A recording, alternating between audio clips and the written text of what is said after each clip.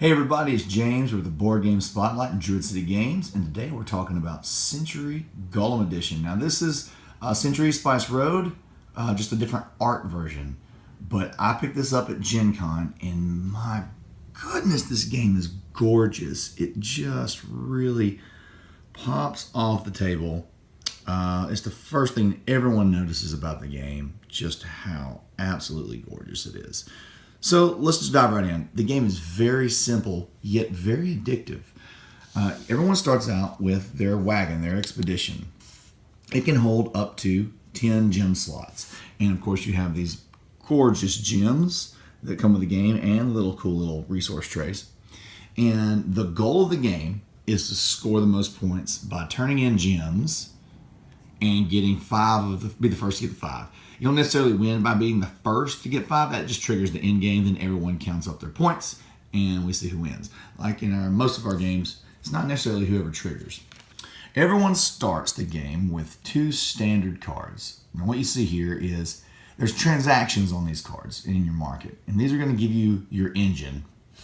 On your turn, you're going to be able to use one of these from your hand because it's available to you. And like in this instance, this would give me 2 yellow. I would take 2 yellow. I would add that to my caravan. Your caravan during your exchange can have more than 10, but at the end of your turn, you have to discard anything over 10. So then it would be the next person's turn. And they could do something, they could do something. Your options on your turn are to play this card from your hand, to take a card from the market. So right here, now you have more options for your engine. Like right here, this is a nice upgrade of 4 yellow instead of 2 yellow. So that one would probably be highly coveted. And here is a 3 upgrade. I'll explain an upgrade in a minute. But these exchanges allow you to take 1 blue and 2 yellow and go into pink. So here you have yellow is the lowest as far as value-wise. Then there's green, then there's blue, and then there's pink. And so you're trying to, depending on what is out here on the market as far as to score points, you have to figure out the best engine to try to get those type of gems. And so on your turn, you might decide you really, really want this. Okay, so you can go up this line to get any card that you want as long as you can pay. You have to almost like leave a breadcrumb trail. So if I really wanted this card on my turn, for my turn I could drop any colored gem along the line. You probably want those to be yellows. And then you could add this card to your hand. So now on my next turn, I have these 2 cards available. Now what would happen here is these slide down and become more affordable, and a new card comes out. Same thing happens here. When you claim one of these cards on your turn, you would take it, put it face down, take any corresponding coin there. The copper are worth 3 and the silver are worth 1 victory point at the end of the game. So it puts a lot of competition on these last 2 slots, and then these would also slide down. What you're going to have is these 4 options on your turn to play the cards out of your hand, to pick up a card from the market, to pay for a victory point card with your gems, or to rest. Now, the way the rest works is, let's say I'd play this card next, and I'd already had those. I've got these, and then everybody else takes their turn, and it goes around, and then it's back to me. And let's say I did 2 upgrades. Here's how the upgrades work.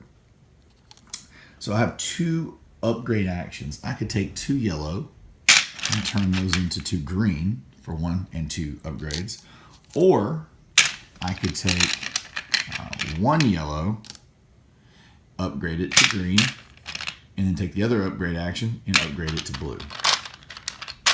So that's why this 3 upgrade power is very versatile. It gives you lots of options. All right, everybody takes their turn. The turns go very quickly in the game. And let's say that, now here it is. I don't have any cards in hand. I don't have any cards to play. I don't really want any cards from the market. I don't have the gems to pay for anything on the victory point track. You can rest. And when you rest, you return all the cards to your hand to be usable again. So that's the entire game. The first person to get 5 cards triggers the end game. Everyone gets to take a turn depending on who the first player was, which you see off the gem here on this card here. And then everybody adds up their points and see who wins. What I really love about the game is that everything goes very quickly. There's no staring at your phone in between turns. If someone's not paying attention, you'll have to yell at them to say, "Hey, get your stuff together. Let's go. It's your turn." And it's just addictive. And you can teach anybody this game really, really quickly. It's really not hard to teach them the game because of it's only those 4 actions. And everyone is drawn to this box and this art because it's just gorgeous.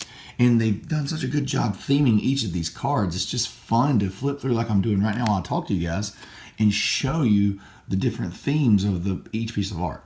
Now, the Golem Edition, there's a little controversy there that it won't be supported going forward. It is a one and done from Plan B Games, as they've said so far, because Century Spice Road is what they decided to go with long term. So they have some expansions planned for this, which I'm really excited to see.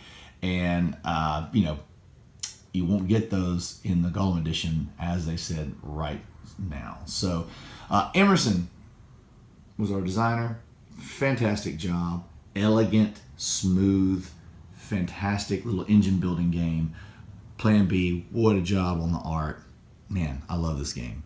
It's already got played a lot. It's going to be played a lot more in my house. So this is Century Golem Edition from Plan B Games. See you guys next time.